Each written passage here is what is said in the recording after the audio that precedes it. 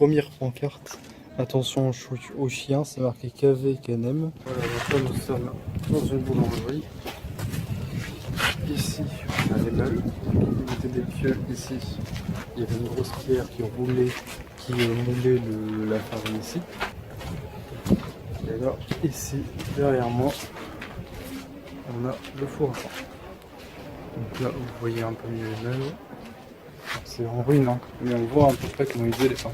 D'ailleurs, grâce à Pompéi, on sait quelle était la forme de leur pain, parce que même leurs pains ont été calcifiés. Voici un exemple de pains qui ont été calcifiés. Donc comme vous pouvez le voir, on voit encore les formes et les motifs. Donc bien évidemment, ce sont les pains tels qu'ils étaient à Pompéi, et pas tels qu'ils étaient dans toute la Rome antique. Je me trouve à présent dans le plus ancien théâtre du monde romain connu, et le plus grand de Pompéi. Donc évidemment, il est beaucoup plus grand que celui que nous avions visité dans le premier épisode.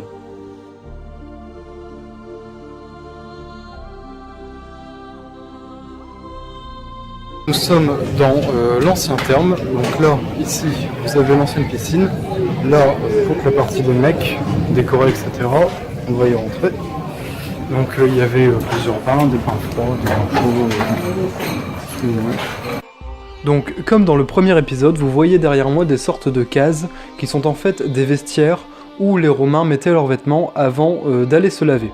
Donc je me trouve en fait dans des termes réservés aux femmes, puisque nous voyons qu'il y a très peu de décoration par rapport aux vestiaires réservés aux hommes, puisque les vestiaires réservés aux femmes n'étaient pas ou peu décorés.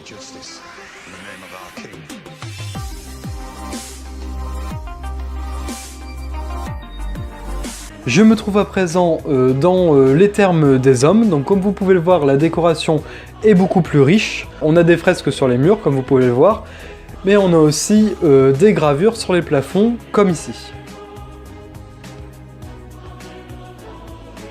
Donc là, on voit toutes les canalisations qu'il y avait pour faire chauffer et refroidir l'eau. C'était vraiment très avancé. Et je suis pas sûr, mais je pense que les tuyaux sont d'origine. Alors là, on va rentrer dans un endroit terrain très intéressant. Un bordel de plus de 2000 ans. On va voir des tépus, des bonnes tépus. Voilà. Donc en fait, dans ce bordel, nous avons plusieurs représentations de positions sexuelles. Et en fait, les Romains choisissaient parmi ces positions, et une fois qu'ils avaient choisi, allaient dans ces pièces. Donc en gros, ces fresques font office de menu. Voilà, donc là, on voit bien.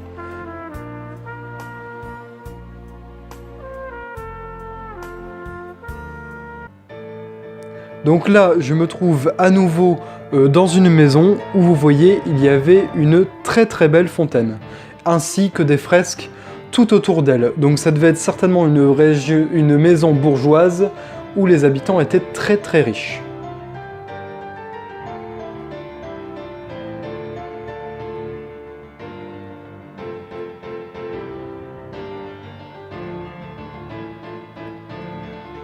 Donc vous voyez, on voit encore le système de canalisation de la fontaine.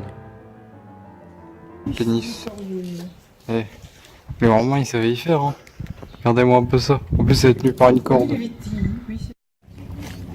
donc là, vous voyez la maison qu'on vient de voir, avec les grosses vitres. En fait, c'était une maison de prostituées qui était très riche.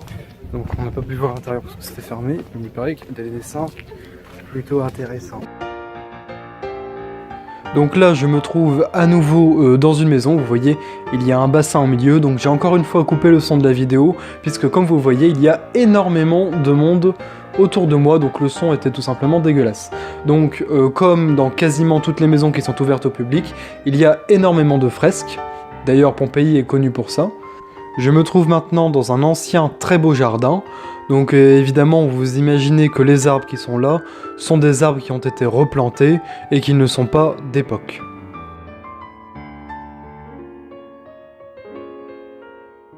On va essayer de comparer Herculanum et Pompéi. Donc déjà, Herculanum, forcément c'est moins cher, il y a moins de monde, mais c'est beaucoup mieux conservé. En fait, vous voyez même les bois calcinés des maisons qui étaient encore là. Quasi toutes les maisons ont encore des toitures. Et on est beaucoup plus libre. On peut marcher à peu près dans toutes les maisons, il y a très peu de maisons fermées, contrairement à Pompéi, où là en fait tout est un peu... Enfin, c'est des ruines en fait, il y a très peu de maisons complètes. Et celles qui sont complètes, il y en a beaucoup de fermées. À Herculanum, c'est beaucoup plus de la vie individuelle, on voit leurs maisons, etc. Tandis que ici, à Pompéi, c'est beaucoup plus de la vie collective. On voit mieux les rues, les théâtres, le bordel, les thermes, c'est beaucoup plus de la vie collective. Donc ça dépend aussi de ce que vous voulez voir. Mais bon, comme vous voyez ici,